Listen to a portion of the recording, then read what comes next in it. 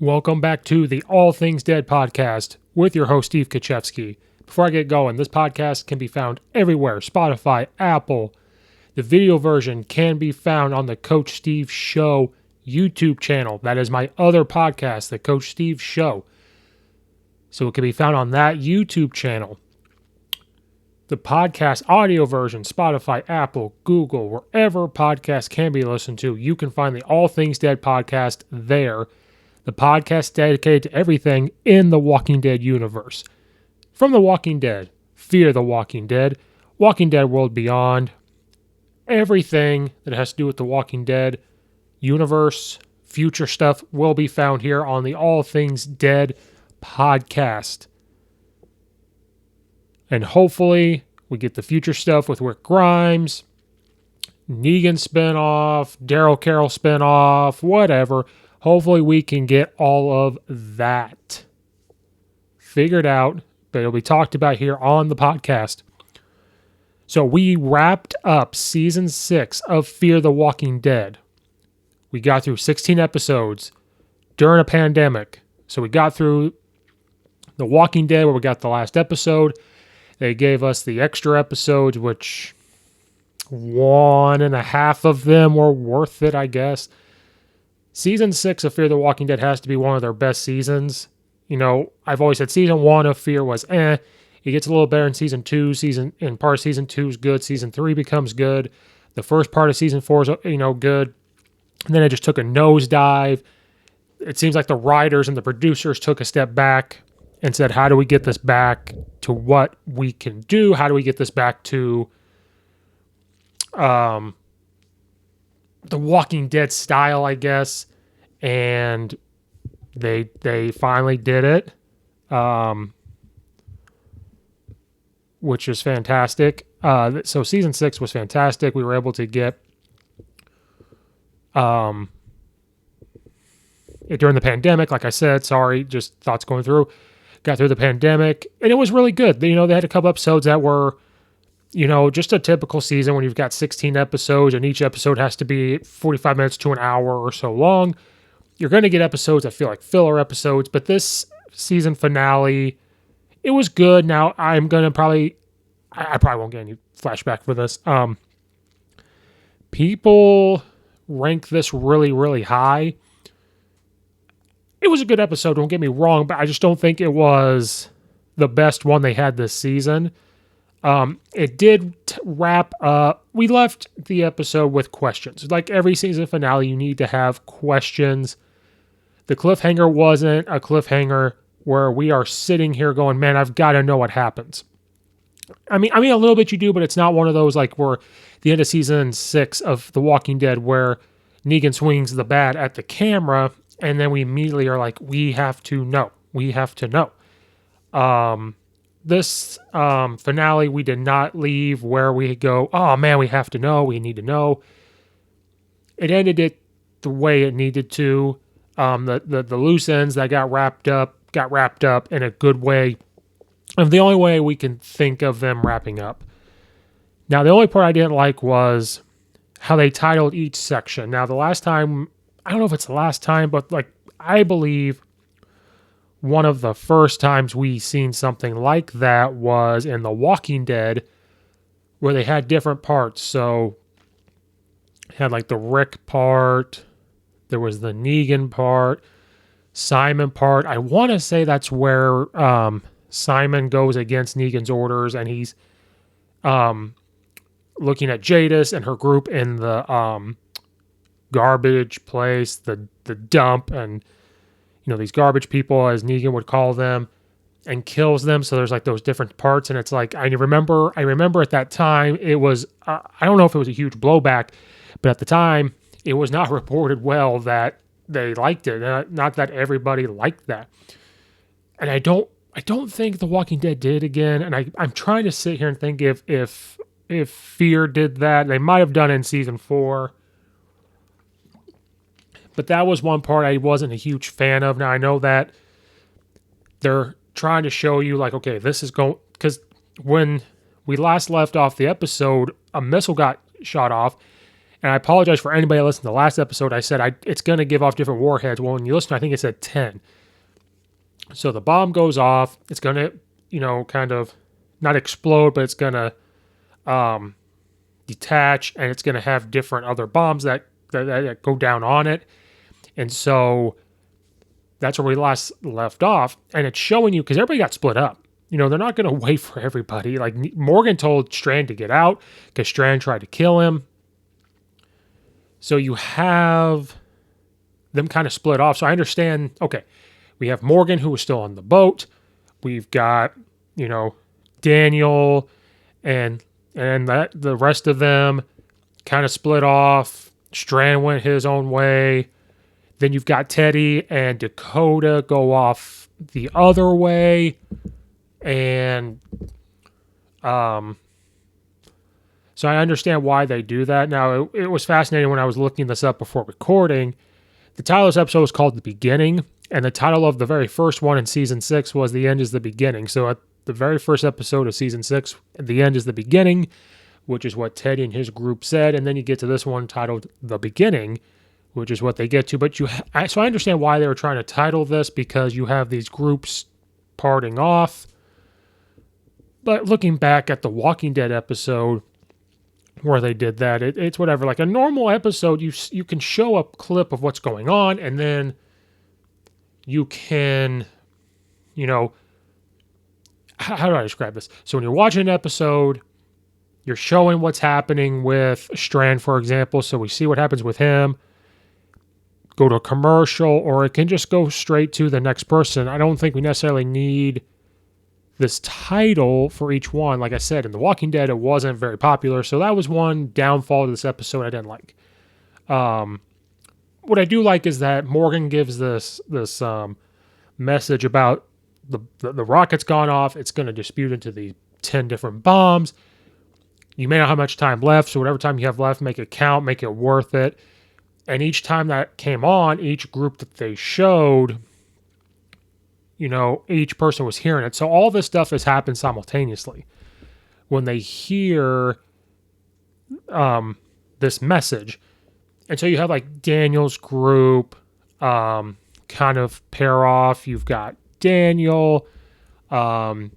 You've got Louisiana is off there. Charlie. So they're kind of in this group. And one of someone from Sherry's group captures Riley, who was working with Teddy. So, because they're trying to figure out where to go. Riley knows something. They said, let's go here. Now, the last time we really saw Daniel, before the last episode, he made an appearance. Before that, we saw where he's post-traumatic stress, losing his mind. He took the guns and hid them, and he never remembered it. That's really the last time we saw him. He went to go be with Victor Strand, and that's the last time I really saw him. He was saying how he heard these coordinates, but since of that, they didn't really want to believe him, so they had to go off of Riley's word about where a bunker is. Maybe that's where Alicia was there, so they have to go by this. You have that group going on. You've got Dwight and Sherry in another group. You've got June and John Dory as another group. So you have all these groups, so they're titling them. I understand they're kind of grouped together, but it is what it is. That's one of the downfalls to this episode, in my opinion. You've got Wes that's a part of that group. So they're all kind of split off. I understand why they're showing it, but that's you have the rabbi with them. But yeah, I understand why. One of the big things was finding out that I think his name's Rolly. He's the guy that was with Sherry when we found Sherry. He was one of the people, a part of the group. He was kind of one of the pushback guys that it seemed okay at times and times where he wasn't. Daniel just shoots him. It's just straight up of shoots him and says, you were a part of this group and you're a mole And then Riley gets up and Charlie shoots him. So it's just one thing after another to find out that this Rolly guy was a part of this group. Maybe that's how he was relaying things back to Teddy. And that's how he kind of knows things about Morgan and Alicia when they were together. So things are starting to come together. So the question becomes, when did Rolly join them? We have no idea. Was it before this group, after this group? Who knows? Maybe that's how Teddy and them knew where the oil fields were from that group, because remember, he was with Sherry, who said they all were trying to be a part of Virginia's group. She got rid of them. So was Rolly this mole? That's how he was able to find these communities, possibly. But this is where you knew Daniel was back. This is the guy that we have. If you've ever been a fan of him, there was things he's done that are not the best, not very popular. But he was back. Killed him, and Riley confirmed it, like how he was a part of them. So right then and there, we knew Daniel's mind was working. You had these coordinates. They have to go to these coordinates to see. This was told to be a safe place. They don't know who was saying them, where it was coming from. So now we've settled with this group besides Riley, who was shot and is dying from Charlie because Daniel asked her to watch him, and he got up. And the moment he got up, bam. We've seen Charlie do this before. Not the first time we've seen her shoot somebody. So this group took care of that, trying to figure out where they're going.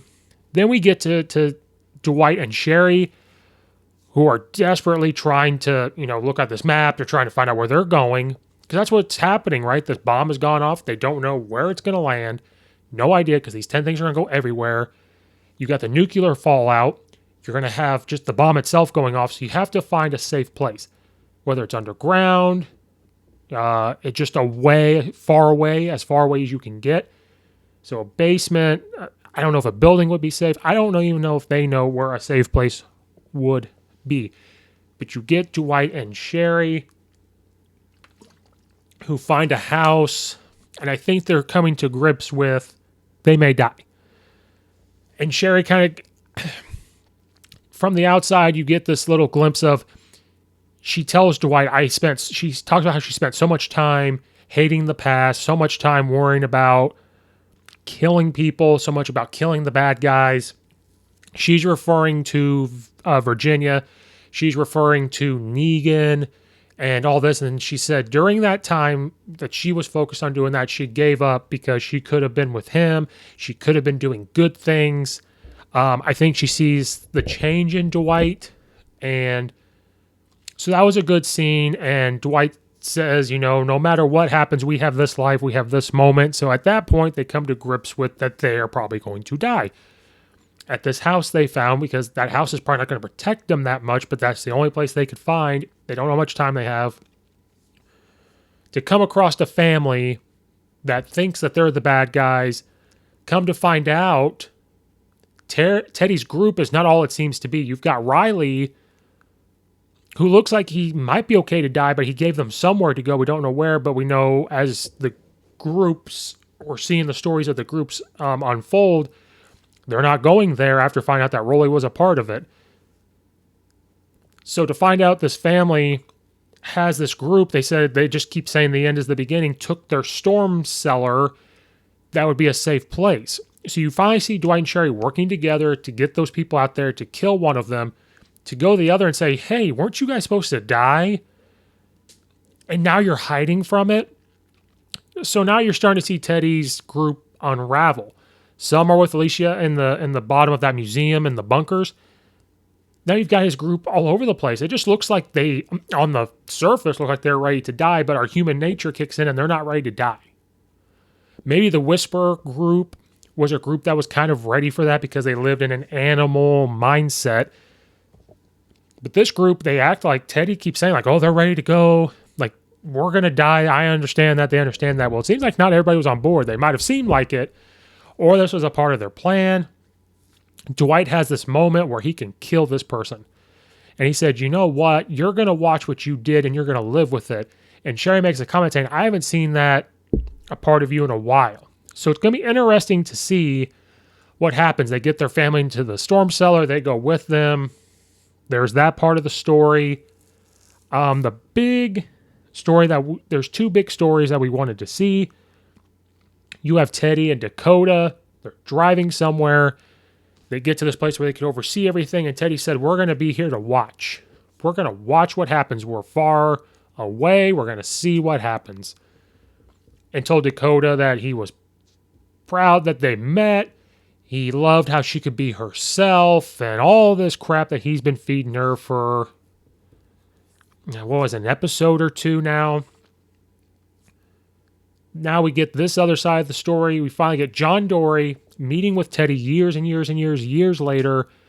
What would have been 30 years probably since they have laid eyes, because John Dory, as we know, put Teddy in jail and is there, and it looks like they have the showdown.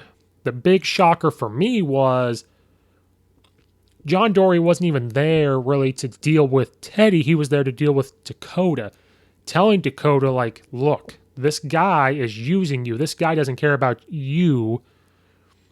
But I want you to know that the way you're acting is not the way we know that you are, the way that you want to be, because you have kind of flip-flopped. And basically says, I forgive you for shooting and killing my son. This messes with Dakota's mind. She has the gun pointed at him. He puts the gun down. It messes with her of like, what are you talking about? In this world, when normally the person that kills somebody that someone else cares about, they want to kill them. So it is literally like mess with her mind. And at that moment, if you look, it was great acting. I don't like Dakota. That little switch of like, it split her of like, you have the side of her that is kind of with Teddy and is okay with killing John. And you got the other side of like, how could you forgive me? Maybe people are good. And it starts to mess with her. And then the moment where it maybe looks like she was going to shoot him, June shows up, shoots the gun out of their hands. And June is even trying to tell Dakota, like, this isn't you. We have to get to safety. Like, this guy doesn't care about you. Look, he's trying to survive. He's not ready to die and this and that. And then she forgives her, Dakota, for killing John. And then they're doing this for two reasons. One, I think they kind of truly forgive her. And it leads into the second point. The reason why they forgive her was because this is what probably John would have done. John lived ever since season 4 of like doing the right thing, finding the good in people, and all these things. And when Morgan made the point to June before of like when she killed Virginia, like what you're doing is not what John wanted. What you are doing is not what he lived for, and probably not even what he died for. Died for when he truly believed that. So they're doing that to kind of, I think that's another way to put John at rest of like, this is the way we're going to act, the way we're going to live. Let's help her. And this is, like I mentioned before, you start to see Teddy's group unravel. You saw what's happening with Riley, with Rolly, the two guys in the storm cellar. John Dory quickly realizes there's this hatch in the ground of safety. And this is where that split with Dakota really comes to play. To see that Teddy planned on living this whole time. This whole time he had a plan that he could live. Have everybody else die. He keeps ranting on about the end is the beginning. He plans on dying. The people around him are planning on dying. So no wonder why he was so confident when he would answer. He answered them very confidently. The acting's great, but as the character, you're going to die. And everybody was like, yeah, I know. He was so confident in that because he knew he would get away from there to live. To see this new end is the beginning. So he was a huge hypocrite this entire time, because he kept saying his end is the beginning, their end is the beginning. And Alicia was going to be a person to really do that. Well, now we come to find out that he's going to survive, see this ending, and he would put those mindsets. So is this just going to be a continuation if he tried to survive? And Dakota is like having this realization of like, oh my gosh, was I used and everything else? But then she has this moment of like, no, Teddy tells her like, no, like if we were going to survive, we're going to survive together and rebuild this world because things have changed. We didn't get all the bombs off. Like we have to finish the job. And that's where John Dory's like, yeah, but you realize the reason why you're here with him to finish the job is because the two keys, they're too far away. You can't turn two keys by yourself. He needs somebody, he needs you. And so there's Teddy's way out of like, yeah, we need to do that, but we have to finish the job. So just this big realization of what Teddy's plan really was. To wrap up this story, you've got John, Dory, and June. They go in there. They shut the door and lock it. So now you have Teddy and Dakota up top.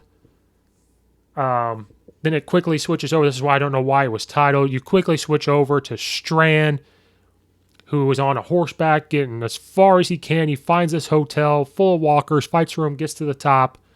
Because we just saw what he did. He tried to kill Morgan, pushed Morgan into the walkers because he wanted to be the hero. And in his mind, Morgan kept saying how he was going to sacrifice himself. Strand said, you know what? If you're planning on dying anyway, here you go. You go die. I'll go kill these walkers. I'll go sacrifice myself to look in front of Alicia, to look good in front of everybody else. This is where I don't know if Strand can come back. Most of them know what he did. And after the episode, more and more, if they don't, they're going to find out. And if Alicia finds out, that's really not going to go well for him. That's probably the last person on his side from Madison. But he finds this, I think it's a hotel basically, or some type of building. And finds out he's not alone. Finds this really nice apartment, books, furniture. There's music playing. There's whiskey and all this stuff. I believe his name was Howard. Comes across this guy who's been living there. He heard the bomb go off and he said, do you know anything about that? Strand goes, I was there, explains the situation. And they become friends. Like really at the end of it all, they have a drink together and they almost become friends. Strand lies to him and says he's Morgan Jones. And if you think about why he says that, because he explains like, you know, the reason why the bomb's off because we didn't get there in time. You know, we had someone that was ready to sacrifice themselves and another one that was doing it for selfish reasons. He said his name was Morgan Jones. And I think he said that because he would love to be Morgan. I think he's not jealous. I don't know if jealousy is the right word, but he would love to be like, I'm Morgan Jones. I was trying to do it for these reasons and not these selfish reasons. And so there's the Strand part of the story. And then we get to Morgan. And it shows Morgan in there, you know, trying to figure out how to stop this. You have Grace that comes down. They finally express their feelings for each other. How about they love each other? But Grace comes to terms of like, I don't want to live.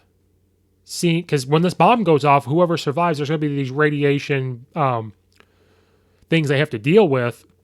And she's seen, if we remember back in season 5, where she was, where they worked, there was this nuclear fallout. She's actually sick. She doesn't know how much long she has. She's not dying right at this moment, but at some point, that sickness will kick in. And she tells Morgan, I want to hear my baby cry. I was never able to. Her baby was passed away at childbirth. She wants to be able to hear that child. So this is a hint of like she doesn't want to be here. And she doesn't want to see this world in a nuclear place. She doesn't want to see anybody she cares about having to deal with it. Morgan's ready to go. He's felt like he's failed people. And so we have this moment of they put their heads together. Morgan pulls the gun and he's going to pull the trigger to kill both of them at once. So they could go. And they get interrupted because they hear a baby cry. Like, I can hear, like, well, I can hear a baby too. And going back to the very beginning of the episode, the reason why I didn't say it at the very beginning was because this scene bothered me a lot, and that's the whole point of The Walking Dead. To go back to the very beginning of the episode where you have the child, I believe her name was Rachel. This was where we first saw Morgan in at the beginning of the season. You know, he helped with this childbirth. The baby was named after him. I believe that's who this character was. It was just a very sad scene where she's trying to pull this tire. The truck falls on her leg. It's gruesome. It shows the bones snap. She has the baby. They have the dog that Morgan, when he killed the guy at the beginning to get the little knife on the staff, the bloodhound dog. She ties her leg up. She tries to carry the baby with her. She can't do it. She covers the baby on a backpack, ties this rope on her to the dog, and just kills herself. Cuts her stomach open. Now, who can do that? The reason why I didn't talk about it at the very beginning of the podcast was because I wanted to delay it as long as possible. That opening scene really bothered me. It kind of showed there was no way out in this bomb. It kind of gave up hope. And it really bothered me because I'm like, well, there's a child. She was smart enough to tie her mouth to where she couldn't bite anybody. But it bothered me because she tied the dog. I was kind of confused on that. And I'm a big animal person, so I was like, if something happens to that dog, I'm going to riot. If something happens to the baby, I'm going to riot. So it really bothered me, so that's why I waited till now. But thank God, the dog found Morgan and Grace, kept the walker was walking behind the dog because they smell things, they hear noise. To follow the dog there, that right there, Morgan even said this, like, this is a sign, like, this is a gift. They have this child. The dog's back. This stopped them from killing each other. Then the bomb, during each of these stories, we see the bomb kind of disperse and it's going to have the 10 fall down. So now it's all wrapping together where they're all looking at this, they're all hearing this. To go back, and then it flips back really quick. We finally get what we've wanted. Dakota realizes that Teddy was full of crap, turns and says, you just used me, you did blah, blah, blah. Kills Teddy, which was, if somebody was going to kill Teddy, it needs to be Alicia, Morgan, or Dakota because of what happened. Then the bombs start falling right after that, and you have Dakota looking out. Now, during the scene, I said, I swear, if Dakota survives this, I'm going to flip. When the bomb goes off and she gets burned and disintegrated, that was one of the best scenes. You could kind of, and it doesn't look as fake as sometimes things do, especially on TV. They don't have the huge budgets of like a Marvel movie where it looks more realistic.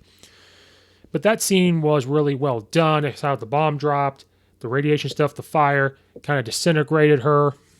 That was a great, we're talking about a death, but it just looked great. Like the visual effects of it looked good. So now we've got all the stories coming together where these bombs are coming off. So as they disperse, we go back to Daniel's group. They get to the coordinates and there's nothing. Riley's having a grand old time with it. All of a sudden, this is where everything gets interesting. Because of what's supposed to happen in The Walking Dead, you get a helicopter. It's our character from the CRM and Athena's girl comes down the CRM helicopter to save them. That was the coordinates that they got. Riley moves on. They were able to pile in on this helicopter and take off in the CRM helicopter. So we got Dakota and Teddy dealt with. Riley's dealt with. That group is safe on a helicopter. Bomb falls down. Dwight and Sherry and them look safe with the other family in that bunker. It's going off, and as they were done, they were kind of on top of each other. They look okay. John, Dory, and June are okay. So the group in helicopter's okay. Strand, the bomb falls, and he was really, really far away. He got really far away. It shook their building, and then they were done. And then Morgan and Grace, they were able to hide under a truck. So this is the part that confuses me, and I'm sure it'll get made sense of later. Everybody was like underneath something. Morgan and Grace just had to go underneath a truck. The dog, we haven't seen the dog at the end. If something happened, I'm going to flip, but it jumped in the truck. Morgan, Grace, and the baby went under the truck, and they survived. It shook everything. So maybe they were far enough away. Maybe that's just the earthquake part. Maybe they were just far enough away. But from first glance of watching it, you go, wait a minute. Like, everybody else had to get far away. Everybody else had to get into a bunker. Everybody else had to be underground. You're above ground. You're underneath a truck. Is this just poor riding? Is this just a way to make sure they're alive? I mean, great. Morgan needs to stay alive. He needs to see Rick again. But at that point, you're kind of like, wait, what? Yeah, I don't know. But that's the couple parts of this episode that you're kind of like scratching your head, having the question mark about it. They survive, but yeah, we'll get to that. So then about Strand. Strand gives this big elaborate speech. Says, I'm Victor Strand. I'm not Morgan Jones.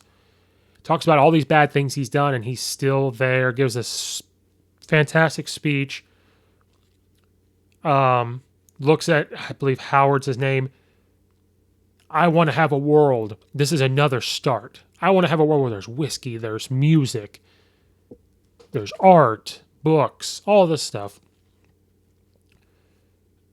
Gives this elaborate speech, and so I think now we're going to see the real Victor Strand. We've seen glimpses at the very beginning of season 1 and going to season 2. Then we see glimpses.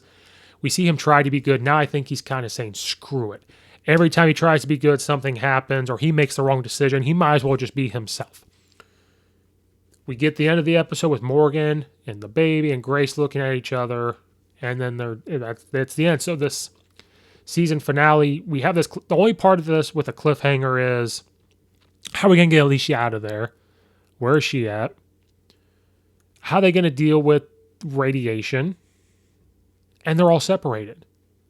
How are they going to survive that? Are they going to get sick? Where are they going to go? So, I mean, just normal questions.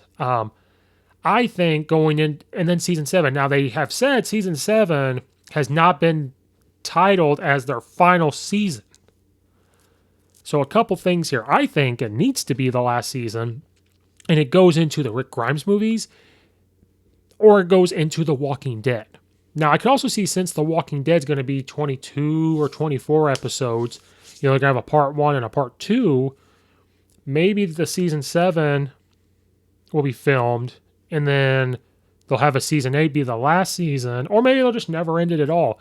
But since this world is so intertwined now, they have to come together at some point. They think they have, with bringing some crossover, but that's not really bringing them connected yet. They have to be around each other.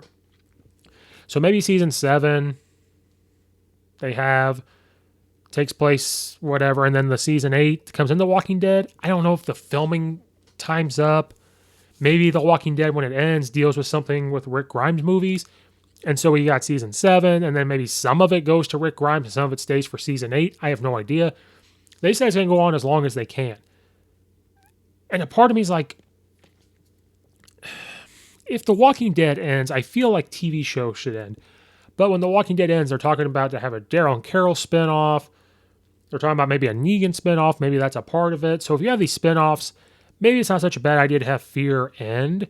Maybe some from The Walking Dead go over to Fear. I have no idea what's going on back there, but that's just me thinking like this is how it could end, or this is what happens. I would love to see season 7 be the last. Go to Rick Grimes, go to one of these spinoffs, go into The Walking Dead, since season 11 is going to be huge, and you're going to have basically 2 seasons in one. Send them into the second half of season 11, because now they're all intertwined. These groups, characters coming from The Walking Dead, the CRM dealing with Rick Grimes, the CRM dealing with The Walking Dead World Beyond. Probably going to have CRM stuff in season 11, with also like the Commonwealth and everything else in the other groups. So I don't know. So that's what we'll see. But for season 7, I think they've kind of set up a villain in Strand. I think Strand could become the villain, quote unquote. Or like maybe he doesn't start off as the villain. And also we could see season 7 taking a time jump. I don't know how, because we'd love to see how they deal with radiation. But they could start season 7 with a time jump of years to catch them up to The Walking Dead, or if not close. Take one time jump at the beginning, give glimpses of where each group is living. They're all separated. And then later on in the season 7, take another time jump. They could, because Walking Dead did it. Why can't Fear? To catch them up with The Walking Dead. So however season 7 ends, to get certain characters back. I could see Morgan trying to go back to Virginia. Maybe that's what happens. I could see Dwight and Sherry going back, because I don't know if they are fully settled on Negan. They have to have... There's so many things that need to be done, whether in Fear or The Walking Dead or the movies, anything like that. But I could see Strand being a villain. I have no idea who else could be the villain right now. I could see these groups butting heads even more. Strand versus everyone else. Alicia is going to figure out what Strand did, and she ain't going to be happy. And Madison is out there somewhere. I will die on that hill forever saying Madison is out there. But we're done with Fear. I believe The Walking Dead World Beyond will be back maybe before Walking Dead. Walking Dead will be back in August. We'll see if we get Walking Dead World Beyond back. It's supposed to be its last season. It was supposed to be only a 2 season. we'll get back to that. But now that that fear is over, I personally have more time. I will be putting out an episode to recap The Walking Dead. We're going to back and rewatch it. You might get one podcast episode with one episode of review of The Walking Dead. You might get 2 or 3 where we talk about all of it. Who knows? Everybody out there that has listened, I appreciate you listening so much. We made it through Fear the Walking Dead and part of The Walking Dead during a pandemic. Hopefully we're on the other side of it. Get back to a little bit of normalcy. Hopefully everybody else enjoyed the season as much as I did. Enjoyed the last episode as much as I did, besides with a little tweaks. Hopefully we get a great season 7. If it goes back down, they're going to have to cancel and say it's done. If they stay on that trend or continue to go up, hopefully they do. I think Lenny James will have a lot to do with the success of him being on The Walking Dead and bringing this along too. So thank you guys so much for listening. Again, video version is on the Coach Steve Show podcast YouTube channel. The logo earlier was the Coach Steve Show was put on there for you guys to see. That's where the YouTube thing would look like before I put the logo back of All Things Dead up there. The video version's found on there. The rest of my podcast stuff from the Coach Steve Show is on there. You can check that out as well. The podcast form, Spotify, Apple, Google, wherever you listen to a podcast, that is where it is at. So again, thank you guys for listening so much. Hope you enjoyed it. Hope you enjoyed The Walking Dead. And we're going to see you guys next time for reviews on other Walking Dead stuff, news, and when we get to other seasons. Thank you so much for listening. We'll see you guys on the next episode.